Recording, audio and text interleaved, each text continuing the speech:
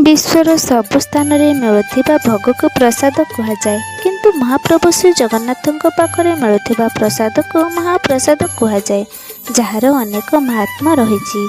महाप्रसाद साधारण माटी पात्र रे होइथाए। रस घरे गोटे पात्र उपरे अन्य पात्र को रखा जाइथाए। एहीपरि सातटी पात्र उपरकू रखी तले काठचुली जला जाइथाए। आश्चर्यर कथा हेउछि एही पद्धति सभा उपरे थिबा पात्रटीर खाद्य प्रथमे प्रस्तुत होइथाए, परे तलकू तल खाद्य रंधन होइथाए। एही महाप्रसाद तैयारी पाई जल मंदिर भितर थिबा दुईटी कूह गंगा और जमुनारू आसीथाए। कुहाजाए प्रसाद तैयारी परे एहार बास्ना और स्वाद साधारण थाए, किंतु एहाकू माँ विमला महाप्रभु जगन्नाथ को अर्पण हेला मात्रे महाप्रसाद होइथाए, जार बास्ना रे सारा श्रीमंदिर महकरे उठी थाए। जय जगन्नाथ।